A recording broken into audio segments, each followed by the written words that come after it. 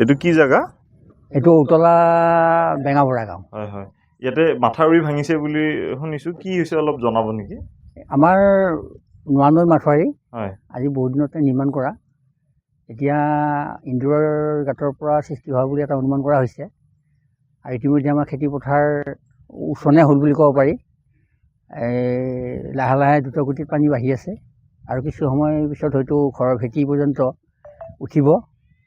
গতিকে এতিয়া প্ৰশাসনে, আমাৰ দৰং জিলা প্ৰশাসনে কেনেকুৱা ধৰণৰ ব্যৱস্থা গ্ৰহণ কৰে তাৰ বাবেও দৰং জিলা প্ৰশাসনক আহ্বান জনাইছোঁ।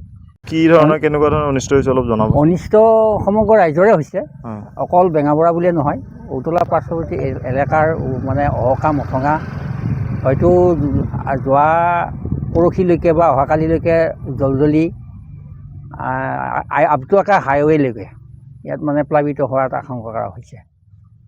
অকল আমাৰ উতলাতে নহয় বস্তুটো, নেশ্যনেল হাইৱেলৈকে এই পানীয়ে প্ৰভাৱ পৰিব বুলি আশা কৰা হৈছে। এতিয়া কিমানমান মানুহৰ খেতি পথাৰ নষ্ট হৈছে? ইয়াতে এতিয়া মই দেখাত ইমান বিস্তৃত এলেকা, কিমান বিঘা কিমান হেক্টৰ হ'ব সেইটো নাজানো, কিন্তু বিস্তৃত এলেকা এটা মানে প্লাৱিত হৈছে।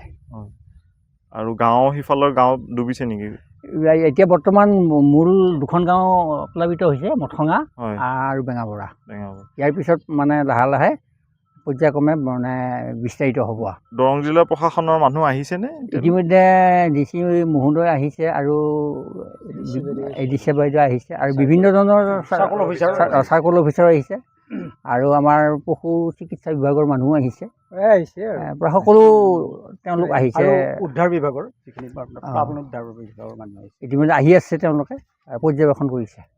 আপুনি দৰং জিলা প্ৰশাসন আৰু চৰকাৰক কিবা আহ্বান জনাব বিচাৰে নেকি? এতিয়া দৰং জিলা প্ৰশাসনক পোনপ্ৰথমে তেওঁলোকে অতি সোনকালে আমাৰ বানবিঘিত এলেকাৰ মাথাউৰিটো নিৰ্মাণ কৰি দিলে পিছৰ পৰ্যায়ত আমি হয়তো খেতি বাতি কৰিব পাৰিম বুলি আশা কৰিছোঁ। তেওঁলোকে দ্ৰুতগতিৰ কামখিনি কৰিব। চৰকাৰক কিবা আহ্বান জনায় নেকি? আমিতো মাননীয় হিমন্ত বিশ্ব শৰ্মাকতো আহ্বান জনামেই, কাৰণ তেখেতে মুৰব্বী যেতিয়া, তেখেতেও অলপমান আমাৰ দৃষ্টিগোচৰ কৰক। তেওঁলোকৰ প্ৰতিনিধিসকল, আমাৰ সাংসদ ডাঙৰীয়া আছে, দিলীপ শইকীয়া ডাঙৰীয়া, আমাৰ MLA বাইদেউ নিৰ্মা বাইদেউ আছে, তেখেতো আহি আমাৰ উপস্থিত হওক। তেখেতকো আমি আহ্বান জনাইছোঁ, গোটেই প্ৰশাসন দিশটোক আমি আহ্বান জনাইছোঁ।